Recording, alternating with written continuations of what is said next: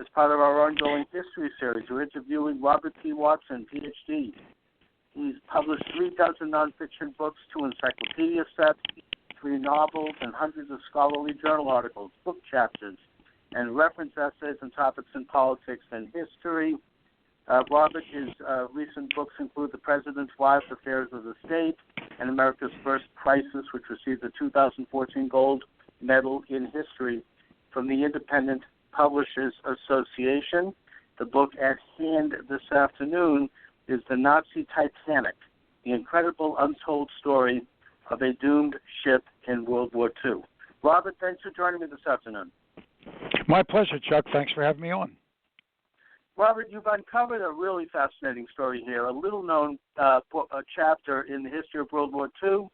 It deals with events that occurred right at the end of the war when the Nazis obviously were losing and knew they were losing. And a ship was scuttled deliberately, according to your research, containing prisoners. Talk about it, would you? Yeah, it's a bizarre story. You know, we have, Chuck, this belief that we know all there is to know about history, when in fact there's more we don't know than we do know. Even for events as pivotal and momentous as the Second World War or the Holocaust, there's still lots of secrets out there, and this is one of them. The Nazis had a ship. The Germans had a ship called the Cap Arcona, and in the 1920s and 1930s, it was the most celebrated ocean liner afloat. American actors like Clark Gable, European monarchs, the world clamored to see the ship. It was built by the Germans to be the new Titanic. They even modeled it after the Titanic, and it looked like the Titanic, similar in opulence, size, fame, and although more technologically advanced. What happened, of course, during the Second World War was the ship is no longer this celebrated ocean liner. It was put under the use by the Nazis, and Hitler and Joseph Goebbels, his propagandist, and other top Nazis considered this to be the pride of the Third Reich. They loved this ship. They used it to make the world's most expensive propaganda movie. They printed stories about it, took photos of it. So, in other words, they wanted to show to the world, look what we did. Your Titanic sunk, but look at our Titanic. So it was kind of known as the Nazi Titanic, if you will. And what happens at the end of the war is, as it's apparent that the Nazi Empire is crumbling in the winter of 1945, right at the end, Hitler issues this infamous liquidation decree. He wants to destroy all evidence of the Holocaust, the camps, the prisoners themselves, the records, the paperwork. And one of the ideas was to then, of course, destroy all the prisoners. However, Heinrich Himmler, who was the head of the SS Gestapo, Heinrich Himmler issues a somewhat countermanding decree. And what he says to concentration camp commandants is not kill everyone inside, but don't let anyone fall into the hands of the Allies. And he made his wording purposely vague. Why? If Hitler or if anybody realized that he was issuing sort of a countermanding decree, he had plausible deniability. He could say, well, what I meant was kill everyone. Mm-hmm. But in fact, what he was trying to do was he wanted to save tens of thousands of Holocaust survivors so that he could do two things with them. One, he could exchange them with Eisenhower in hopes of negotiating a separate surrender, conditional, not unconditional, on the West. That way the Germans could move their troops to the Eastern Front to stop the Russians, the Red Army. The second thing Himmler wanted to do was exchange thousands of concentration camp prisoners for his own life. So the plan is that commandants would march thousands and thousands of prisoners north to the Baltic. Now, the north-central Germany, the Baltic coast, was about the only place in Germany not overrun by the Allies. There, he could organize thousands and thousands of concentration camp prisoners, and himself, they could board a ship and then go for the exchange or to save his life. And the ship that Himmler and others ordered to be brought to the Baltic coast was, of course, this Cap Arcona, this Nazi Titanic, this famous ship. Mm-hmm. And then the plan was, that he would, of course, board the ship and leave with the survivors. But at the end of the war, Hitler kills himself, Goebbels kills himself, Himmler has to take off his uniform, get fake identity papers, and go on the run. Hermann Goering is on the run. So the complete Nazi command was in disarray. It was absolute chaos. So the two Nazi commanders at the Baltic, one was a guy named Count George von Basewitz-Baer, a mouthful. He was the head Gestapo official. The other one was a guy who functioned as sort of the mayor or governor, if you will, of Hamburg in the region. His name was Karl Kaufmann. Those two guys developed a diabolical plan. Let's load everyone up on the ship, but then let's sink it. Let's scuttle it. And that way we'll destroy all evidence of the Holocaust. We'll kill all these survivors, but we will deny the Allies from getting their hands on the pride of the Third Reich, our beloved Nazi Titanic. And at the end of World War I, the previous World War, when it was apparent that all was over, and the German Navy was being captured and taken to Scapa Flow in Scotland, the Germans, rather than allow the victors to take their ships, what the Germans did was scuttled their own ships. So they planned to scuttle the Nazi Titanic, and that's where the story takes us. Interesting. And also I think it's true that the Free French scuttled the French Navy during the war to keep it out of the hands of the Vichy collaborating government. So I guess sure, they wanted to deny the Vichy's, yeah. Exactly. There's a lot of precedents. Yeah.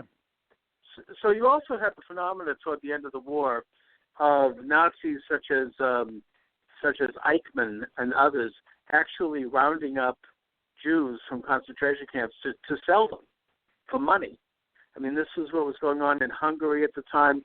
There was actually an agent there from Palestine who was trying to make deals to save Jews by buying them.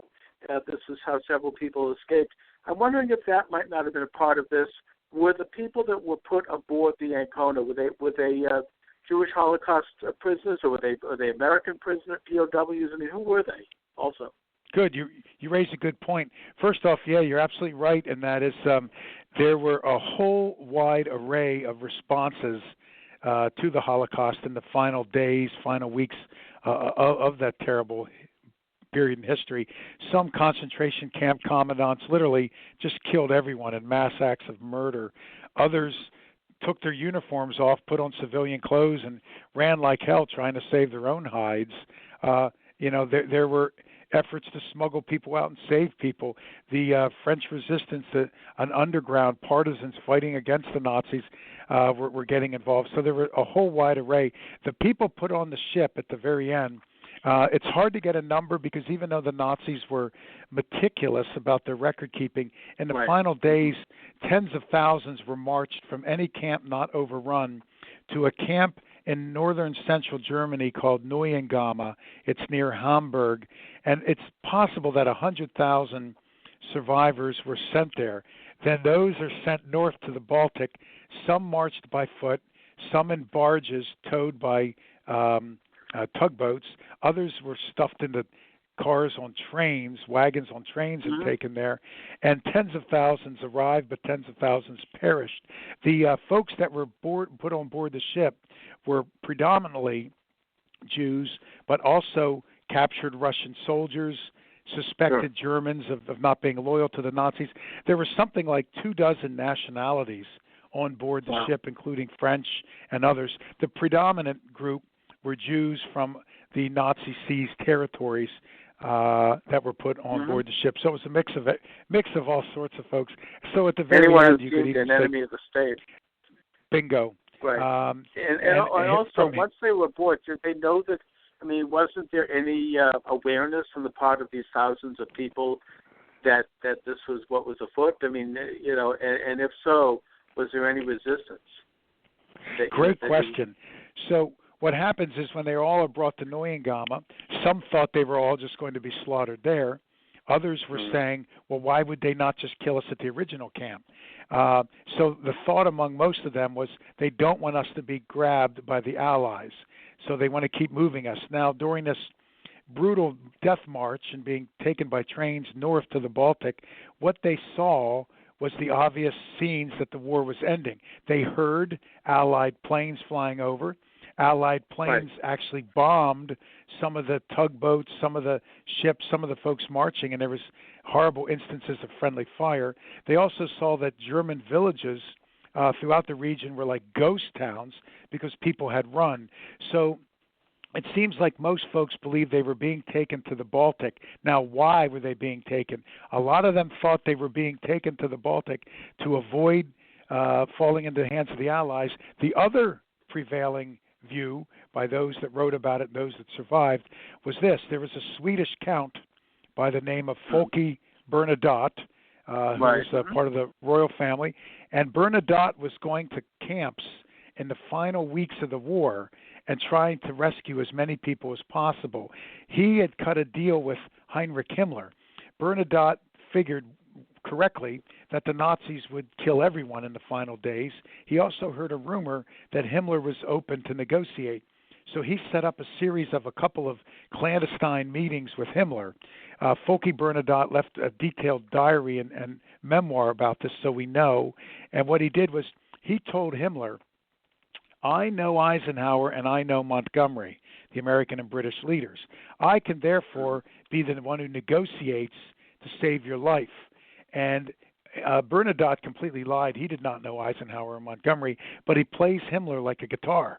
Himmler takes the bait and releases to him over the course of several meetings, over the course of a few weeks, thousands of survivors, Scandinavians, French, Jews, women from Ravensbrück and elsewhere.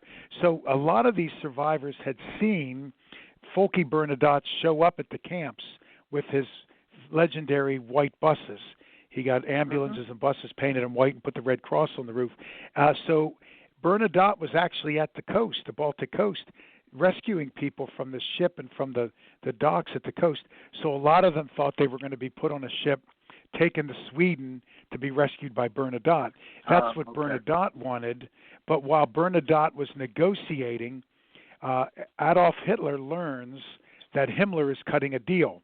So Hitler sends 2 assassins to kill Himmler. Himmler then assumes the identity of a police sergeant and changes his name and goes on the run. So Bernadotte is at the Baltic coast as thousands and thousands of prisoners keep arriving every day and keep being jammed aboard, packed aboard this ship, the Nazi Titanic. So Bernadotte has gold, art, treasure. He's bribing the Nazis on the ship and the Nazis at the coast to allow him to take prisoners back. And he actually brought 2 ships with him, 2 hospital ships, and he put a group of about 1,600 folks on the ships and was able to rescue them. So a lot of the people at the coast did not resist because they thought that they were being rescued, and especially when they saw Bernadotte. Bernadotte rushes back to Scandinavia to take thousands of prisoners with him, vowing that I'll be back as soon as I get more treasure and money to bribe. However, sadly, while Bernadotte was away, before he could make it back, this is when the ship was mistakenly blown up and thousands and thousands and thousands of people perished in the final moments of the war. Now, when you say the ship was mistakenly blown up, what actually happened? I mean, was it did the Allies mistakenly torpedo it, or was the Nazis themselves blew it up? Or was it an accident? Good. Yeah, it was an accident. So the plan was, with Himmler on the run, and then he ultimately gets captured and commits suicide. You have thousands and thousands. We don't even know how many. It's easily tens of thousands of people at the pier, at the port, and thousands on board the Nazi Titanic. Now, with Himmler gone, no one knew what to do. So these 2 Nazi commanders that I mentioned a moment ago, Karl Kaufmann and this Count von Basovitz-Baer, they say, let's put everybody on board the ship and sink it. But let's sink it as soon as peace is ready to be signed. So it'll be just a horrible, tragic irony and sort of our final way of saying screw you to the world. So the Nazis planned on scuttling the ship. They even fill it with gasoline to make it burn better, and that the ship's engines were fried, its turbines were fried. It was unseaworthy. It didn't have water, didn't have food. It was undermanned. There wasn't enough crew, so it wasn't sailing anywhere. It was just anchored as a floating dead hawk. But the Nazis filled it with gasoline. Right when the Nazis were ready to scuttle the ship, on May 3rd, 1945, in the final moments of the war, the British overran the coast.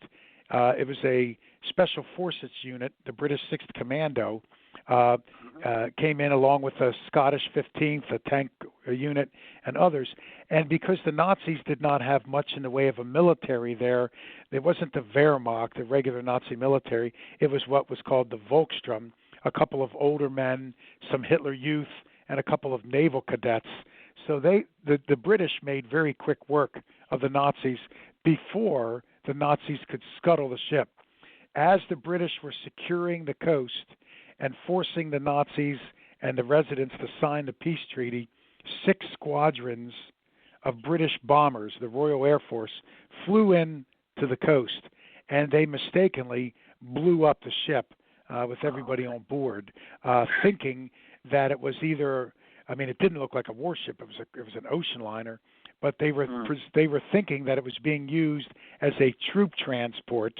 And one of the rumors that had been circulating in the final weeks of the war was the Nazis would either go somewhere into Austria or they would escape across the Baltic to Norway and dig in for one final last stand. And, of course, the geographic isolation of Norway, coupled with the cold weather, the mountains, and the fjords, would provide a perfect place for a last redoubt, one last stand. And Allied intelligence did, in fact, observe German U-boat subs heading into the fjords in Norway to hide. So a lot of the Allied intelligence reports and some of the bomber pilots suspected that this massive ocean liner was going to be used to transport German troops to Norway. So they hit it, and they hit it hard, killing thousands and thousands and thousands of Holocaust survivors, innocent people, crammed below decks. Those folks never had a chance, as well as, ironically enough, thousands and thousands on the deck.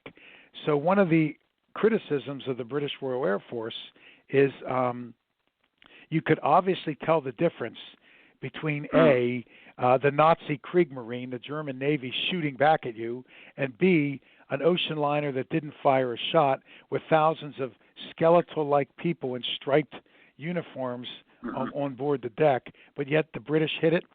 They hit it hard and killed thousands in what is history's worst example of friendly fire and arguably one of the most tragic maritime disasters in world history. Yeah, I mean, I think you make that case very well. I mean, is there any evidence that the pilots that did hit the plane, that they had visual contact with the ship and that they saw what was going on there? Yes, there was. Count Folke Bernadotte, the Swedish diplomat and head of the Red Cross, the day before the incident occurred, he had taken a large group of folks back to Scandinavia to freedom. He contacted the British Bomber Command and notified them that the ship was being filled with concentration camp prisoners, not German soldiers. Now, the problem is the British command, its Bomber Command has better intelligence, obviously. You're up in the air, you need to have targeting, and you need intelligence for what you're bombing. Fighter Command does not have as good of intel. Fighter Command are, younger jocks who go in and they hit it hard. Unfortunately, in a bureaucratic snafu, rather than having Bomber Command in charge of liberating that part of the Baltic, the British Royal Air Force put Fighter Command in charge. So Bernadotte contacted Bomber Command, not Fighter Command. Now, the handful of survivors from this tragedy, some of them wrote that they could see the pilots whizzing by them in the cockpit because these planes came down low to release 60-pound rockets or to use heavy machine guns to strafe the survivors. So they recall seeing the pilot in the cockpit.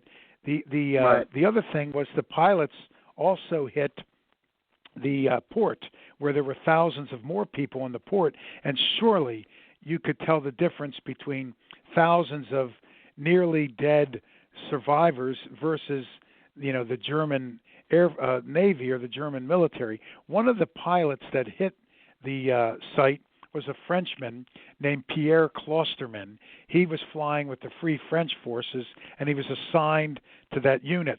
He, in a memoir, almost indicated that he knew what was happening. He didn't specifically say so, but what he said was a day or two before, he said, I was flying near Kiel, which is just a bit up the coast, another German city, and he said the bomber pilot to the left of me, the bomber pilot to the right of me were blown out of the sky by German anti-aircraft guns and flak.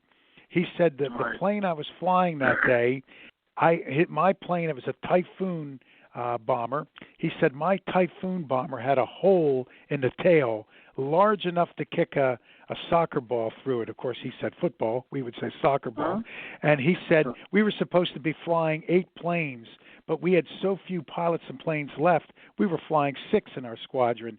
So what he said was I came in to the coast, and he said I went in hard, and I didn't give a damn who was there, what was there. I was going to kill everything I could along the Baltic. And he let loose everything he had in the plane and then flew back. So that was his words. So it makes this whole thing complicated. Yeah.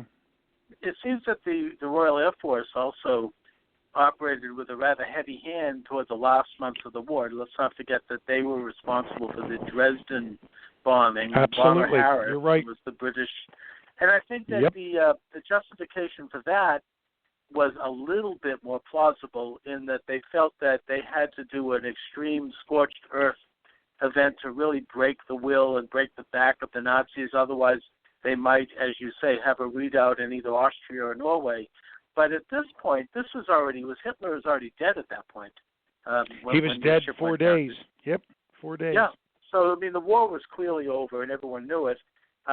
Did Admiral Karl Dönitz have anything to do with this at all? Because he was actually Hitler's heir, and he headed a government in that region for the next month or so. I think, yes, correct. And he did, and you're spot on with everything. Dresden and a scorched earth policy. Even in April, Winston Churchill has this famous decree where he says maybe we need to pull back in this firebombing of cities and civilian targets. So Churchill even realizes they had maybe gone a little too far. Admiral Karl Dönitz was one of the few top Nazi commanders still functioning.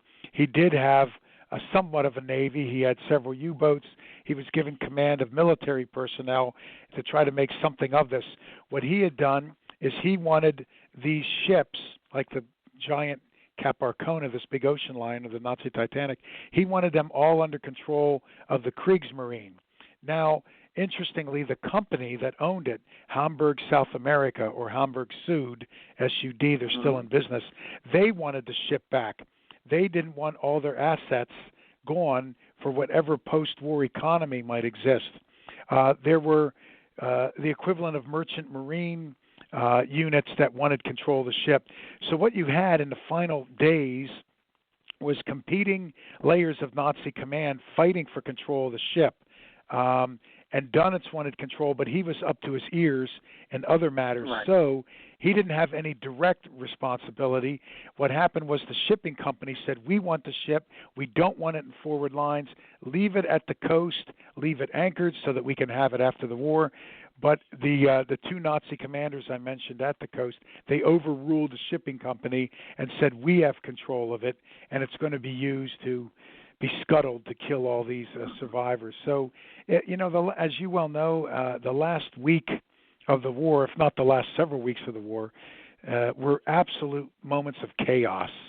As the Red Army was rushing in, as the Americans were rushing toward Berlin, as some German units were surrendering, others were fighting to the very last bitter moment, and the communications were not getting through, and then you had thousands and thousands of people sitting literally at the coast and just crammed below decks in the ship, dying by day. There was no food, no medicine, no water. And in fact, the count, the Swedish count that I've been describing, when he arrived at the coast, Count Bernadotte, he said that he could smell it before he saw it, because what happened was some of the trains that the Nazis brought to the coast, they went to Lübeck Bay near the town of Neustadt, north central Germany. What they did is when the trains arrived with cars filled with Holocaust prisoners, the Nazis, as soon as they stopped the trains, they took off the uniforms, put on civilian clothes, and ran like hell. They never unlocked the cars, so Bernadotte finds hundreds of people dead in all these cars, which was just, unimaginable. And so it was one of those chaotic moments. So Admiral Dunn, and also was a player, but not a major player. In defense of the British position, I suppose. I mean, on the one hand, the ship was near the port of Kiel, I think, as you say, that being the Cap Arcona, and that was the major German naval port in the Baltic. It was a place of a center of German military power, that the Germans had been firing U-2 rockets at Great Britain up until the last months of the war, and that there were rumors that the Germans were about to launch major high-tech weapons in that region. In fact, Hitler looked at that as his last gasp hope to save Germany was to launch, not nuclear, because he viewed that as a Jewish science, but they had other things. They had the Foo Fighters. They had all these other things they were developing, and they were promising to put them online as soon as possible. So the Allies might not have known, or they might have assumed that the ship could have been a part of something like that. There could have been a because they had no way of knowing, or did they know? Well, you do say they did know, but at least in some parts of the bureaucracy, what happened was that what was going on there. I think again, you're spot on, Chuck. But what had happened was Bomber Command was notified. Now we don't know, and I was not able to find out. We don't know who failed to pass that information along in the line of bureaucracy during those final crazy moments. But yeah, the ship was not. The Lübeck Bay is not too far from Kiel, and the area in Neustadt where it was, there was a small naval base nearby, and there was a technology center. So there was some high-tech weapons research going on in the area. Moreover, in the days leading up to this, the bombers that were cleaning up everything along the coast, they daily were under fire from German anti-aircraft. The day that they hit and sunk, May 3rd, at 2:30 p.m., the afternoon that they hit the ship, it was very, very heavy cloud cover. It was raining, and the clouds were so heavy that the bombers had to drop down to a low elevation to come in for their attack, and that low elevation put them at direct risk of anti-aircraft. So knowing that there was seeing a lot of people at the port and knowing that there was a naval base nearby, I'm sure they came down out of the clouds, guns blazing. The other thing, I guess, in defense of the British is that they had lost so many pilots and so many planes. They were not at full strength, as I mentioned a moment ago. And a lot of these pilots were 20 years old. They were brand new pilots being rushed through training, shoved into a cockpit. And the planes that they were flying, these Typhoons, these are not giant bombers like a Lancaster or our B-17 or B-24, but they're not small maneuverable fighters that can do pinpoint accuracy like the British Spitfire or our Mustang. It's sort of a hybrid plane. A Typhoon is a little bigger than a fighter, a little smaller than a bomber. So some of these guys were not they had been taken from other Robert, planes. Sorry to interrupt, but we've reached toward the end of the program. Briefly, the book is The Nazi Titanic, available in all major bookstores, available at Barnes & Noble. Robert Watson, great conversation. I want to thank you for joining me. I'd like to do another program soon, maybe on others of your books and articles. Thank you so much, Robert. It was my pleasure. I'd love to do it again. Thank you, Chuck.